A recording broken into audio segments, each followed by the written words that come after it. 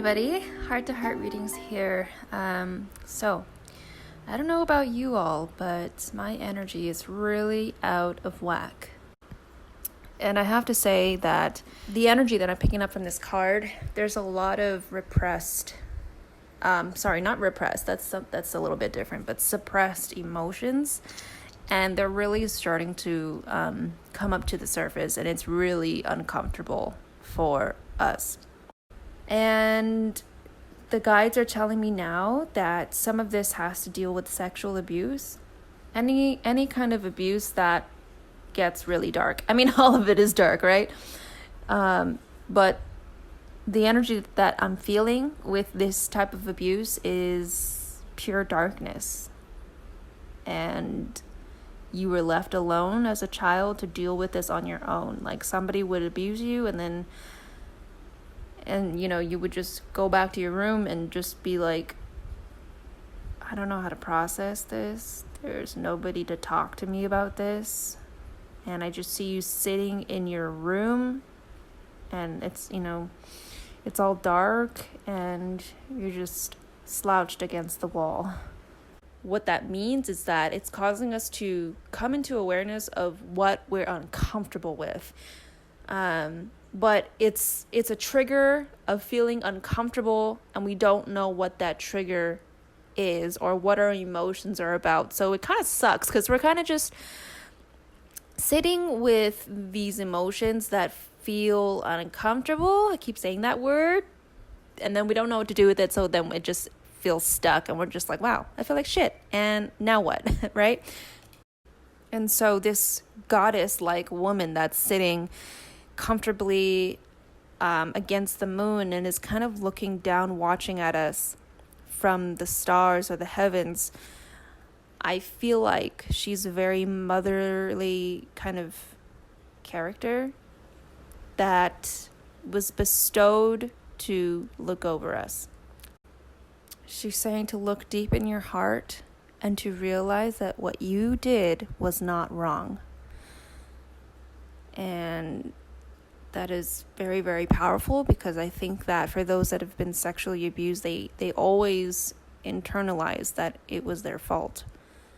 And that also goes towards people that were physically abused, emotionally abused. The abuser always makes it so that the person that they hurt and took advantage of,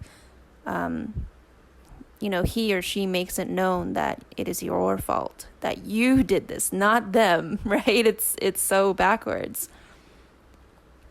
But whatever you did and whatever happened, it isn't your fault. And none of it ever was, she says. So what I'm trying to get at is once you become aware that is not your fault, you can be able to separate yourself from your abuser. But there is very much a narrative of you saying, how could you make me believe that this was my fault when it was you all along? And that separation is so fucking weird, because you were, I don't know if this is the right word, but bear with me. You were comfortable with that attachment to your abuser. And now that you become compassionate to yourself and more self-aware, when you hear that what happened wasn't your fault, there's this cut in that connective vessel, that connective attachment, the invisible one that makes you look at your abuser and go like, oh my God, like, I feel free. And then you start to wonder about your identity, and you it's like you're living another free world. And you're just like, oh my God, like I can do anything now. I can name myself a new name, or, I can wear different colors or something like that. And I know that I kind of went off on a tangent and say that most of your problems of what you're experiencing now come from your beginning, come from your source, come from the early stages of your life. And so those that have been abused, it is a common narrative for us to always blame ourselves and to be very hard on ourselves. Oftentimes we've been gaslit into believing that nothing is wrong with us, or that our pain is not that bad, or that what we did wasn't the abuser's fault. Go easy on yourself, because this kind of conditioning that has happened to you and within you and your emotional body and your energetic currents, they're very much imprinted into your DNA and into your brain. So for you to be like, oh my gosh, like how come I didn't get this any sooner? How come I didn't realize or know how to disentangle myself from my abuser? Well, they programmed you. If they were your parent, they fucking raised you. And they brainwashed you into believing that everything that they say is true and that everything that you feel, say, do, speak, whatever is wrong. Now, this was a very deep and powerful reading.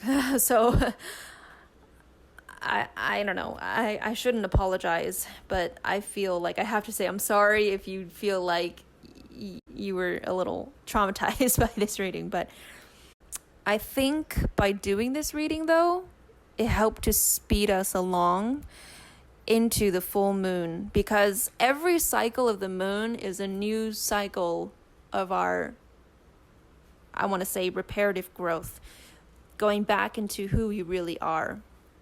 And possibly, I do believe that if I didn't do this reading, that I personally wouldn't have come to that awareness, and the things that I would be experiencing and seeing during the full moon, it would make less sense to me, or it might be even more chaotic and traumatic. So having done this reading for myself, I think it's made me smarter and more aware, so I hope it has done the same for you.